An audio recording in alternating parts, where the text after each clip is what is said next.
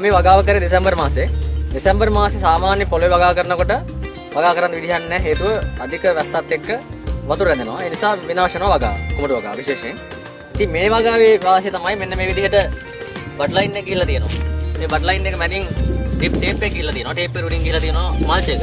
මෙන්න මේ විදිහට වගා කරපු නිසා තමයි දෙසැම්බර් මාසේ වගා කරලා කොහොම ඉක්මනට මට අස්වැන්න ගන්න පුළුවන්කම ලැබුණේ. ඒ නිසා හොඳ අස්වැන්නක් හොඳ මිලකට පණ යන අවස්ථාව ලැබුණා. මේක සම්පූර්ණයෙන්ම අක්කරයක් වගා කරලා තියෙනවා. මේ වෙනකොට කොමඩු කිලෝ 21000කට ආසන්න ප්‍රමාණයක් මම මේකෙන් අස්වැන්න අරන් තියෙනවා. තව මේකේ අවසාන මුරේ කඩන්න තියෙනවා. මේ වෙනකොට ලක්ෂ 40ක ආදායමක් මම අරන් තියෙනවා.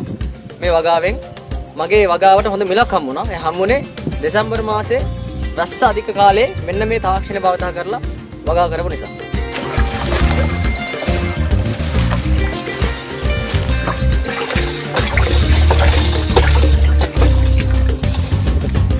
මේ වගාවට අපි පොහොර භාවිත කරන මේ විදිහට වතුර ලීටර 50කට පොහොර කිලෝ 5ක් අපි දාලා කලවම් කරනවා මේ විදිහට.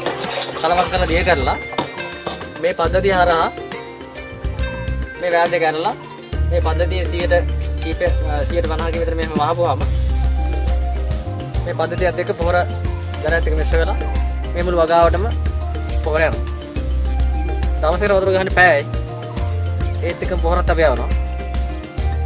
මේ මුළු වගාවටම කොම්බිනේෂන් බාද ගන්න එකපාරට. මගේ ඉල්ලීම තමයි මට කියන්න දෙන කාරණේ තමයි මේ රටේ ඉන්න ඕනම කෙනෙකුට වගා කරන්න හැකියාව තියෙනවා. මේ තාක්ෂණ වගාවත් එක්ක ගියොත් අනිවාර්යයෙන්ම අසාර්ථක වෙන්නේ නැහැ. වැස්ස අදාළත් නැහැ, අවු අදාළත් නැහැ. ඕනම කාල වගමානුවක වගා කරන්න හැකියාව තියෙනවා. ඒ නිසා මේ රටින් තරුණයන්ට, වැඩිහිටියන්ට, ගොවි මහතුරුන්ට මට කියන්න තියෙන්නේ බය නැතුව මෙන්න මේ තාක්ෂණ වගාවත් එක්ක සම්බන්ධ වෙන්න. මේ වගාව කරන්න අනිවාර්යයෙන්ම ජයග්‍රහණය කරන්න හැකියාව තියෙනවා. මම මේක ප්‍රායෝගිකව කරලා ඔප්පු කරලා පෙන්නලා තියෙනවා. මේ වටේටම දාලා තියෙනවා ඉන්ස්ටර්ට් net එක. මේ net එක හරහා සත්තු ඇතුළට එන එක යම් ප්‍රමාණයකට වළකිනවා. ඊට අමතරව මේ වගාව ආරක්ෂා කරගන්න මන සත්තු සහ සොරසොරන් ආරක්ෂා කරගන්න මම කැමරා පද්ධතියක් සෝලාර් එක හයි කරලා තියෙනවා. මම නිරන්තරයෙන් මගේ ෆෝන් එක හරහා මම කැමරා පද්ධතියෙන් මේක මම අධීක්ෂණය කරා. ඒ නිසා මම හැමදාම සතුටු වුණා මගේ වගාව බල බලා.